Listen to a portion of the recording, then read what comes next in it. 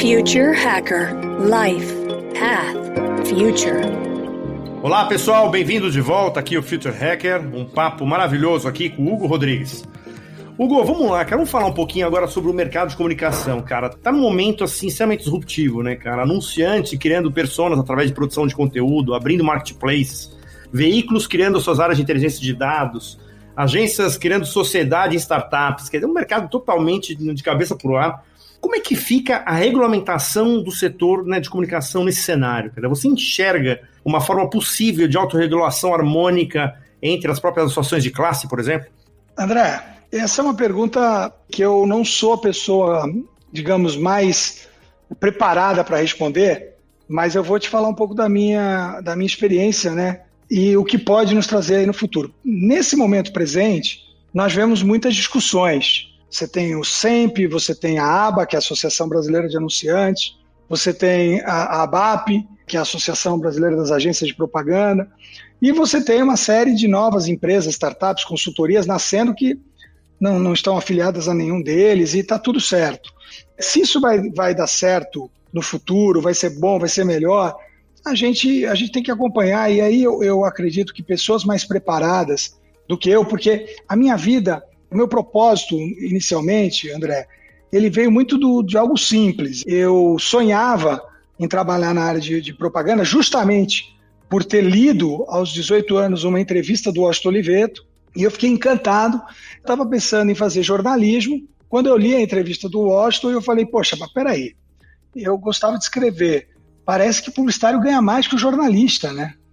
Na época, né? Então eu falei, eu vou tentar essa profissão porque ela me parece mais fácil de você conseguir pagar as contas. E naquele momento eu estava precisando pagar as contas. Então é como se fosse hoje, se eu tivesse que escolher entrar numa área de tecnologia, né? O mercado de tecnologia, ele tem déficit de profissionais. Então veja, isso acontecia muito, e aí que entra esse papo da legislação. Por que acontecia muito no mercado publicitário de ter uma renda maior? O mercado ele nasceu com algumas regras que eu não conhecia, mas que tinha lá comissão da agência, que num passado muito distante chegou a ser de 20%, e você tinha também a bonificação de volume dos veículos, que em princípio eram muito poucos.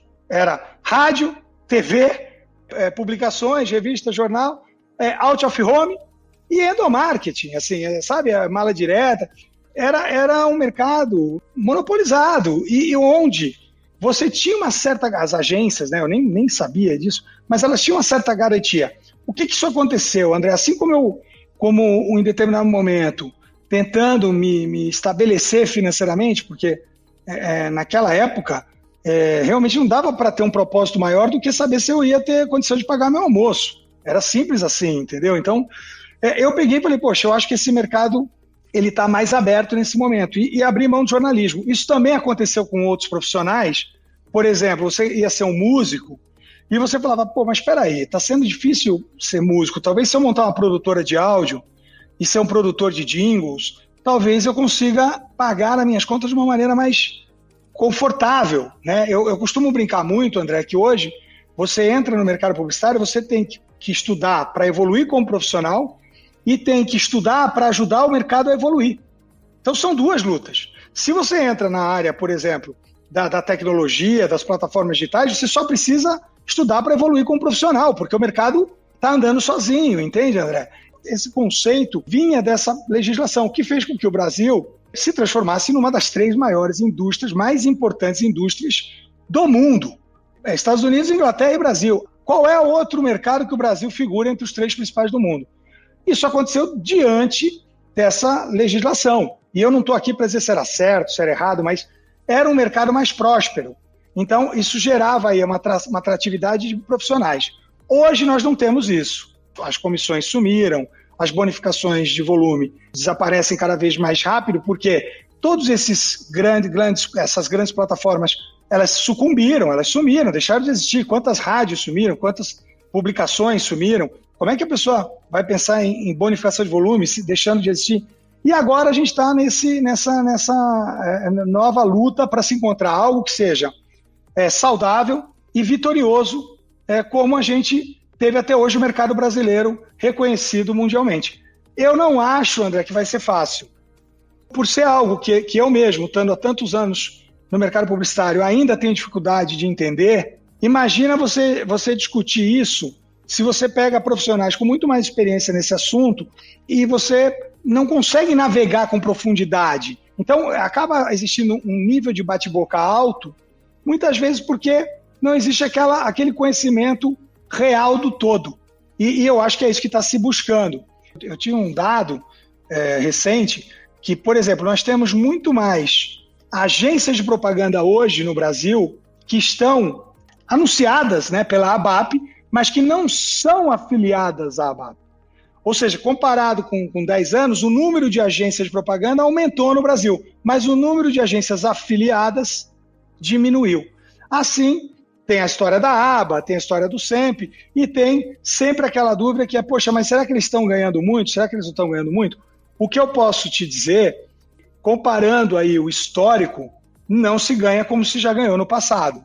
Eu tive o privilégio de ser presidente da Publicis, ainda estou como presidente da Macan, e o que eu posso dizer é que um presidente de uma agência, por tanto tempo, no total das 7 anos a 15 anos, tinha um pacote muito mais atrativo. Eu não estou dizendo que é ruim, mas estou dizendo que, proporcionalmente, a queda começa desde o topo da pirâmide. Então, imagine isso na base. Como nós vamos sair disso e de que jeito que isso aconteça, que seja melhor não apenas para os publicitários, mas para todos, para todo o ecossistema, veículos, clientes, e, obviamente, que a gente não perca o poder de seduzir os consumidores, que eu digo seduzir, de forma doce, de forma encantadora, que tire um sorriso, que tire um prazer dele ver aquilo, dele interagir com aquilo. Eu acho que é esse conjunto aí de fatores que nós vamos ter que buscar. Para onde isso vai, eu ainda não sei, André. Eu lembro até que há anos atrás, sei lá, 20 anos atrás, você tinha redatores que ganhavam o dobro do salário de presidente multinacional. Eram outros tempos, né? E veja, só para registrar, a primeira vez que eu entrei num avião na minha vida, eu tinha 29 anos. A minha carreira demorou muito para deslanchar. Eu não estou aqui fazendo nenhuma elogio ao que foi, mas também não existiam culpados. Era uma coisa que todos concordavam. O sistema de remuneração era aceito por todo mundo. Eu acho que quem viveu essa época merece os aplausos por ter ajudado o Brasil a ser referência mundial e também que bom que conseguiu ter uma vida com qualidade e prazerosa. E eu volto a dizer isso, André, se você pegar hoje os executivos de plataformas digitais ou de pequenas startups que são vendidas para essas plataformas, eles também estão super bem. E não há demérito e não há nenhum tipo de punição por isso. Acho que o brasileiro ele tem que ver o crescimento do outro com jeito de motivação, com olhar de motivação, sabe? E não com aquela coisa, com aquele lado de picuinha que às vezes a gente acaba tendo. Não, perfeito, exatamente. Esse é um ponto bem importante, né? Porque assim, normalmente o brasileiro, né, tende a gente a desvalorizar nossos modelos, né? E aí, assim, acho que é tudo uma evolução, né? Quer dizer, a gente passou por essa fase, a gente está, acho que, em outro momento, inclusive, momento agora que as agências, que esse mercado totalmente fragmentado. Eu queria fazer uma pergunta com referência exatamente às agências. Por que as agências, óbvio que assim, o propósito nunca foi esse que eu vou falar agora, quer dizer, delas, porque exatamente ela está pensando nos seus clientes, né? Mas por que elas, teoricamente, nunca usaram em projetos proprietários? Porque, por exemplo, não saiu de uma agência um projeto como Porta dos Fundos? Por que as agências não usam todas as cabeças criativas para estarem criando projetos proprietários que saiam um pouco apenas, né, da dependência 100% do serviço? André, talvez até isso tenha acontecido, né? Eu não tenho a história de todas as agências na memória, mas eu imagino o seguinte: você tem uma pressão muito grande para entregar a solução de um problema que foi encomendado. Você é contratado para entregar uma solução de alguma coisa, seja um desafio, seja ganhar a preferência do consumidor, seja vender mais para o consumidor, seja segurar o crescimento do seu concorrente. Isso demanda uma energia, André, muito grande. E eu acho que quando você para pensar em algo autoral, precisaria ter um núcleo montado para isso. Porque senão você começa a pegar o dinheiro que entra por uma porta e que tem a obrigação de entregar um resultado e a usar para desenvolver algo personalizado da agência. E aí eu acho que não é justo. Eu tive em visitas em alguns lugares recentes, antes da pandemia, e na China, eu entrei num quarter lá da GM, da Chevrolet, e tinha um mural grande com vários hubs. Então, várias empresas, por exemplo, a IKEA, ela tem a IKEA, que entrega todos os produtos os quais as pessoas esperam da IKEA, e ela tinha um hub de desenvolvimento e de inovação. Estava no P&L, né, estava nos custos da empresa, esse investimento. Então, quando a gente fala da agência, a agência tem hoje até alguns hubs para desenvolvimento, mas entenda que o dinheiro, o que eu digo de dinheiro é o investimento, ele vem rareando. Acabamos de dar o exemplo da cadeira, o valor que tinha. Você falou o exemplo de um redator, que tinha redator no auge da publicidade, dos anos 80, que ganhava mais que um presidente de uma multinacional. Isso existiu. E novamente, aqui nós não estamos aqui para avaliar se é certo ou errado, é só o que existiu. Com o investimento rareando, é difícil você ter fôlego financeiro para ter um hub apenas para desenvolver algo que depois você vá para o mercado vender.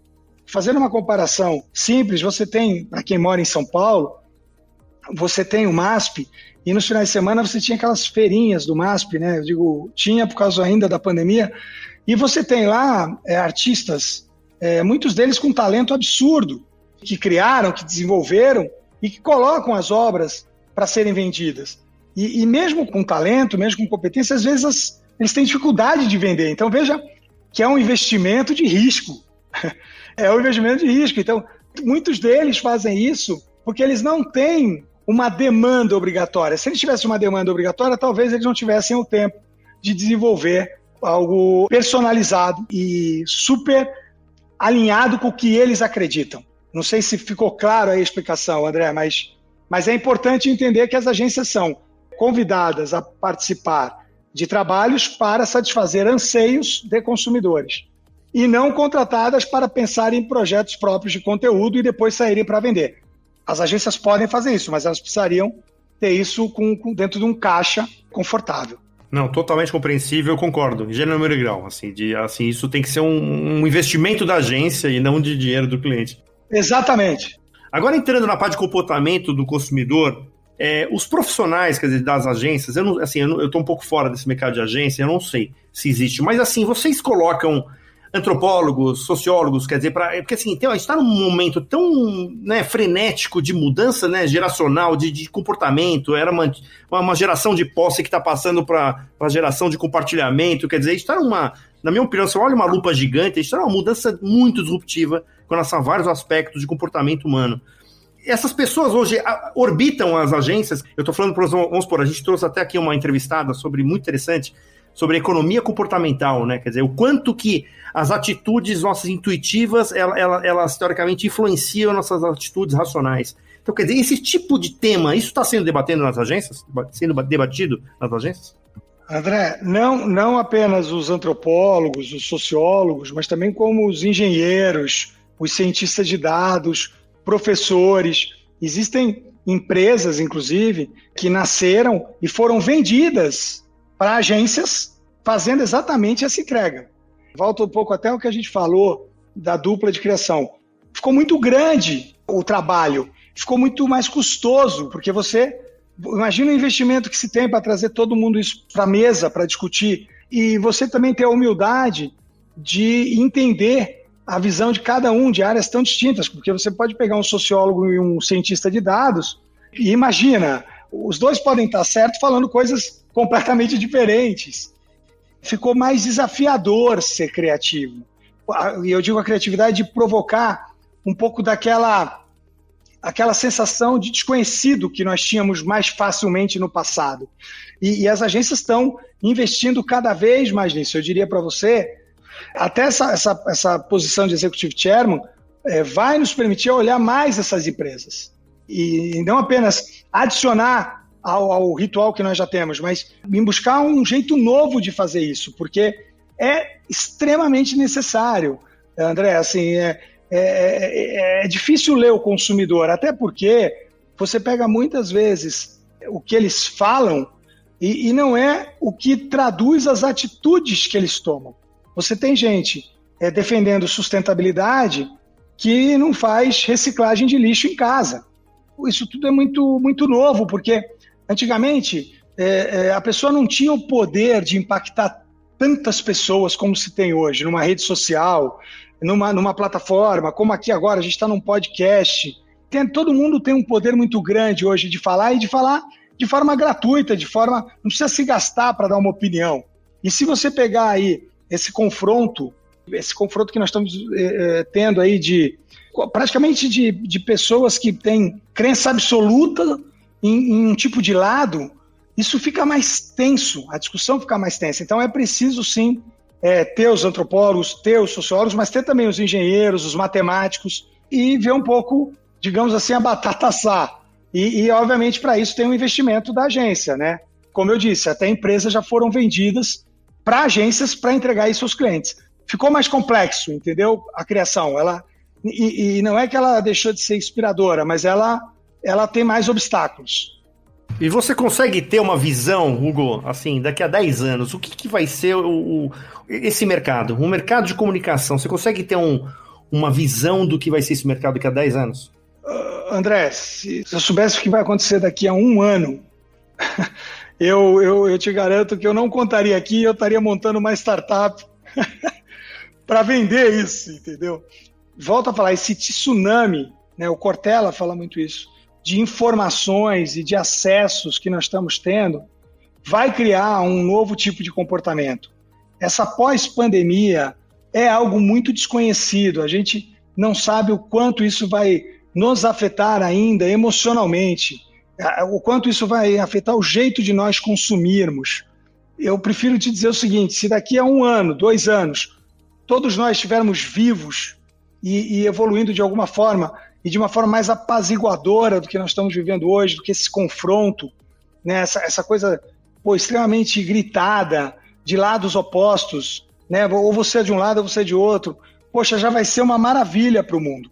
Quando a gente fala de 10 anos, eu espero de coração que a gente esteja bem diferente do que nós estamos vivendo agora, porque me parece algo radical e tudo muito extremado, sabe? Então, eu espero aí de coração que, e pelo menos nos próximos 2 anos, que eu acho que é mais factível, a gente continue tendo as evoluções tecnológicas, a gente tenha mais segurança nas redes, mais segurança nesse universo digital, que é algo novo, o brasileiro é um dos consumidores menos preocupados com a segurança no mundo digital, e eu torço também para que a gente fique um pouco menos agressivo nas opiniões, que a gente seja mais humano e que a gente entenda que uma pessoa que pensa diferente, ela não precisa ser aniquilada, cancelada, e alguma coisa que você não saiba, que você fale, você pode ter o direito de pedir desculpa verdadeiramente e não seja colocado numa cadeira elétrica. Eu acredito que nós estamos aqui para evoluir. E se nós tivermos medo de evoluir, obviamente com pavor do que pode vir a ser o tipo de crítica, o tipo de penalização por isso, nós vamos nos tornar um mundo cada vez mais fechado e dando mais espaço para quem grita mais. Você sabe que tem uma pesquisa feita há alguns anos que mostra que o brainstorming, de novo, eu gosto de juntar um pouco os pontos, chamar todo mundo para debater, antropólogos, ciência. O brainstorming ele tem alguns questionamentos, André, porque as pessoas mais desinibidas, elas tendem a fazer com que as ideias prevaleçam mais do que as pessoas tímidas. E não necessariamente as ideias das pessoas desinibidas são melhores do que as ideias das pessoas tímidas. Estou dando um exemplo de uma pesquisa que fala dos riscos do brainstorming. Poxa, que bom seria se daqui a 10 anos a gente tivesse essa consciência e falasse para aquela pessoa que está na mesa sem falar nada, dizendo, poxa, eu quero ouvir a tua opinião. Sabe, e a tua opinião vai ter o mesmo peso daquele cara que falou a reunião inteira. O mundo, e a gente está aqui, está muito desigual. Está muito desigual, financeiramente, culturalmente, em termos de assuntos de desigualdade, de gênero, de raça. E nós deveríamos, hoje, em 2021, se perguntassem, né, há 10 anos atrás, poxa, a gente imaginaria algo mais evoluído. Não, perfeito, cara. Ótima resposta, porque eu concordo em gênero e grau. E a gente fez até uma entrevista aqui com o Paulo Lima, que ele falou mais ou menos parecido, falou assim, eu quero que pós-pandemia a gente não volte ao antigo normal, né? E a gente evolua. É exatamente esse o ponto. Eu até falo que a entrevista do Paulo Lima é imperdível, irretocável, é uma aula em todos os sentidos. Eu ouvi inteiro, os 3 blocos. Parabéns a você, a entrevista foi brilhante. Não, que ótimo. E essa aqui também, então, eu tenho certeza que a audiência está adorando também te ouvir. E eu queria, chegando aqui ao final, eu queria deixar, que se você deixasse as considerações finais e te agradecer aqui profundamente, né, de prestigiar aqui o podcast. O objetivo é exatamente falar com muita gente, com cabeças diferentes, exatamente que quem faça, né, toda essa curadoria seja audiência. A gente é só curador, a gente é um hunter dos hackers, né? E a gente quer que a audiência, que teoricamente faça essa melhor curadoria. Tirar um pouco aquele paternalismo aí, né, normal de veículo. Então, eu queria primeiro que você deixasse a consideração final e te agradecer muito aqui, Hugo. Eu vou terminar reforçando o que a gente acabou de falar. Eu acredito que nós deveríamos viver a era da união, sabe, em torno das dúvidas. Nós temos aí um vírus que continua desconhecido, a gente tem um tsunami de tecnologia chegando que geram dúvidas e se nós estivéssemos unidos em torno disso, nós aprenderíamos mais, admitindo a nossa vulnerabilidade e juntos construindo um lugar melhor para todos, sabe, com calma, porque a mudança não acontece numa festa, num evento, com o salvador da pátria, a mudança acontece com um processo. E colocar as metas e ir galgando uma por uma até a gente ter um mundo melhor. É isso que eu torço do fundo do meu coração e é o que eu luto freneticamente por isso, assim, com falhas, caindo, errando. Às vezes vou lá, posto alguma coisa, apanho, peço desculpas, mas tentando acreditar que é possível a gente fazer esse mundo melhor do que ele está hoje, André. Perfeito, ótimo. Muito obrigado pela inspiração e assim, eu acredito que a audiência deve ter gostado muito aqui desse papo. Hugo! Eu quero só agradecer aos ouvintes, agradecer a você, parabenizar o Future Hacker, parabenizar os outros convidados. Olha, eu diria o seguinte, tem muito podcast bacana, são pockets de pequenas MBAs aí de outros convidados que eu tenho ouvido e tenho aprendido muito, André. Assim, é isso que eu deixei de final. Muito obrigado, pessoal. Pessoal, até a próxima, aqui junto no Future Hacker. Até mais. Future Hacker. Life. Path. Future.